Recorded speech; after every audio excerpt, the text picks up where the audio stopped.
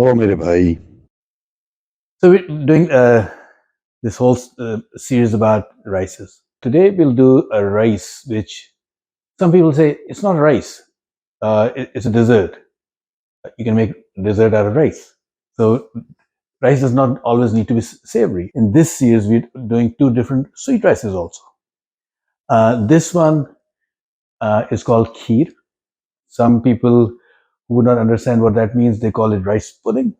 Okay, fair enough. Um, this is a Punjabi version. Punjabi version, and as I cook, I'll explain. Both the recipes are done very close to each other. The difference is one starts with rice powder, and the other starts with whole rice. I already have some water boiling. The other thing I already have is some rice soaking. Soaking the rice, soaking beans, soaking dals. What it does, it softens it, and you have to use less energy to cook it. So I'm just doing it. It's not a flavor thing. It's more to do that you don't have to keep on boiling for hours and hours. So I started soaking this 4 or 5 hours ago. The longer the better. If you don't do it, that's fine also. But it's not a flavor thing. It's more to conserve energy. Let the water go. I'll add some more water.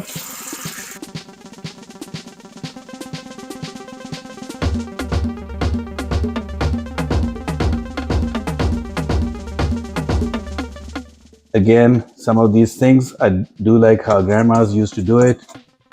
Because as a young child, when I'll see my mom, my grandmoms, and other grandmoms doing things, and they'll be so particular about little thing, one kernel of rice, and won't stop. As a child, it just stuck in me. This will boil.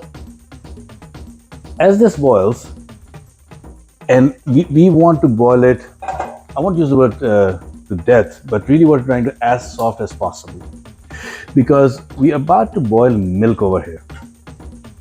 The issue with milk would be, if you have to cook the milk for far too long, it'll start sticking to the bottom, and that becomes an issue. So whatever you can do, the cooking part outside, and the part of milk is just have the milk boiling, and then the rice is soft enough, it'll make your life easier. So that's why I'm using 2 pans. But if you want to go back to people from back in the day, they would do it in the same pan. Kudos to them. One thing which I forgot, I'll put 2 or 3 cloves, 3 or 4, and this is just for smell, and at some point in time I'll take it out. Now milk. The amount of rice was, remember my cup, or the cup you'll always see me cooking rice. What we have learned is 1.5 of this cup is really 2 real cups, the way the measurement is. So using this and the way I know it, so I use 3.5 regular cups of rice which is boiling. I'll try to do roughly 4 cups of milk here now. So I have this on high, so I'm trying to do roughly 4 cups of milk. So as I said, 1.5 makes 2. This 1. So 3 of this will make 4.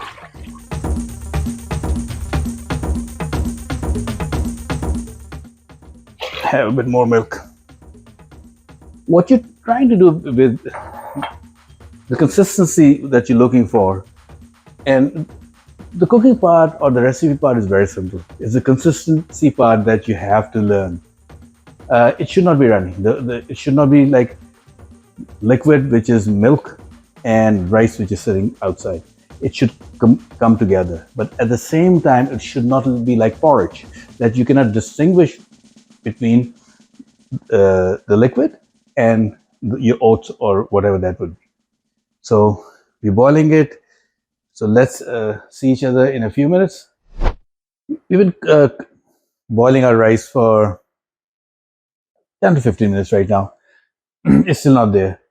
But at the same time, we've been boiling our milk.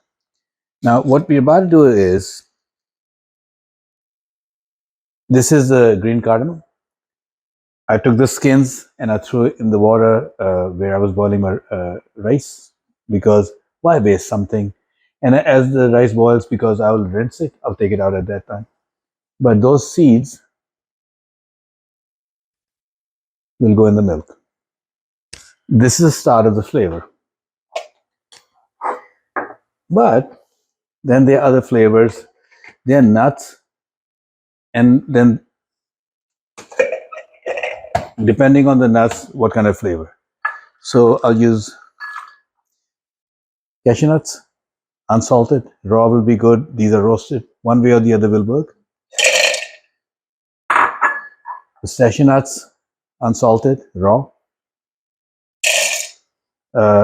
This is two different kinds of, sorry for the noise, two different kinds of almonds, one with skin, one without. But let's not go to the almonds yet. Let's do this first. What I want is not to make a powder out of it, but just half a cracked. Excellent. So now what has happened?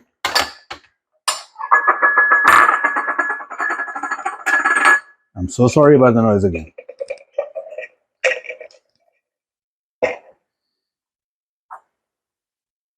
Some is a bit powdered. The other ones are still half crushed. What my aim is, and I'll use my hand to do it, the one which are half crushed, I'll move them over here. And I'll explain why I'm doing it. The ones which are half cracked will go in the milk right now. The ones which are close to powdery, and there will be some which are not, will be used as a garnish towards the end. These are nuts which are about to go in the milk right now. These same nuts, these will be used as a garnish. So that was one thing. So let's put this in the milk right now. Chevra. This is one thing which is typically used in Pakistani cooking. It's for that aroma. It is not sticking yet, but I can feel it down there. The milk is thickening already. You put sugar when you're cooking rice, and sugar is required. Sugar comes towards the end. If you put sugar up front, the rice does not cook all the way. It's the same logic. People who cook greens and understand that if you put salt up front, the color of the green goes away, it becomes dark. So you always put the flavor of salt towards the end, because you're using salt as a flavor. Sugar is being used as a flavor. Surely an ingredient, but that's what we're doing. Let's see where my rice is. It looks nice. Let me try to break it. Oops, it's a bit too hot, sorry. It's breaking, but I will still let it cook for a little bit. So the rice is boiled, strained. Whatever cardamom parts I pulled it out already. Over here, what you want is, I'm not trying to get rid of the water. Actually, the water will go away. What I'm trying to do is crush the rice a bit. Soften it. Again, don't use a blender or anything. That's not what you're trying to do. You're breaking it apart. You want the milk, whatever's in the milk, and this come together.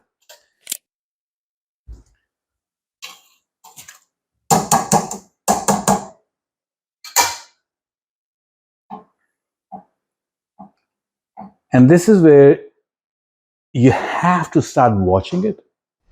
Now, as I do this, let's talk about these. If you're a Punjabi from Pakistan, kheer always goes in an earthenware. Shapes could be different.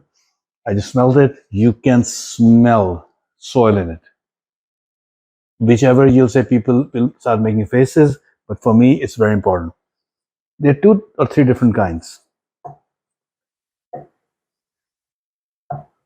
They're all different, and they could be used for one thing or another. This one is typically used to drink water.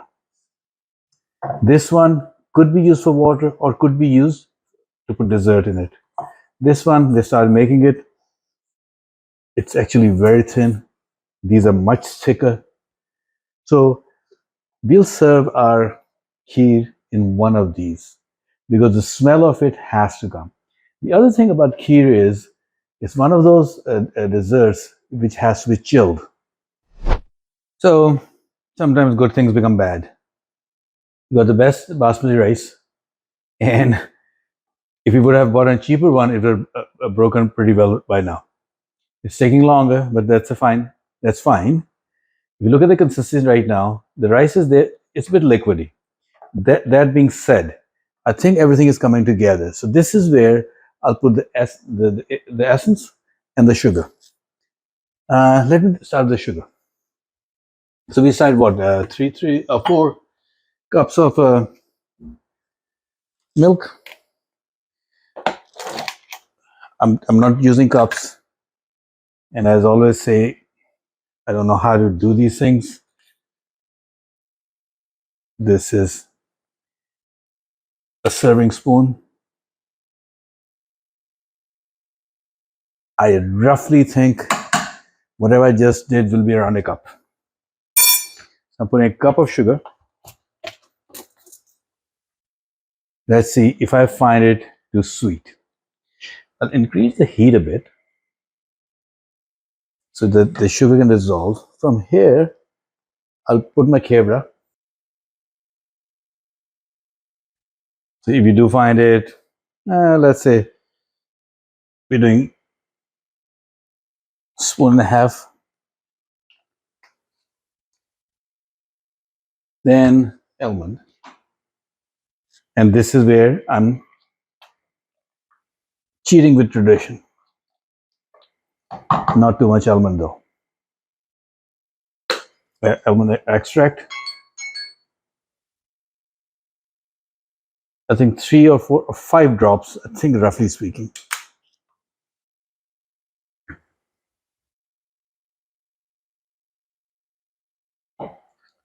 So now everything has gone in the pot. Since I've been moving it, and since we're doing in the same shot, let's see the consistency, what has changed. So generally speaking, making kheer is not difficult. It's a bit time consuming, and it requires patience. Ingredients they weren't too many ingredients. Now I'll use this to serve it.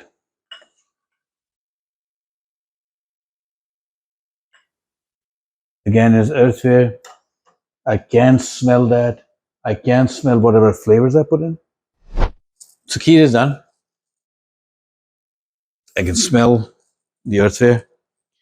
I've left it in the freezer. It's cold. It's not frozen yet, but the consistency has changed, and that's what you're looking for. And that's how I wanted to show it to you. Let's try it. Before I bite into it, let's see how it looks. Okay, now let's do a taste test.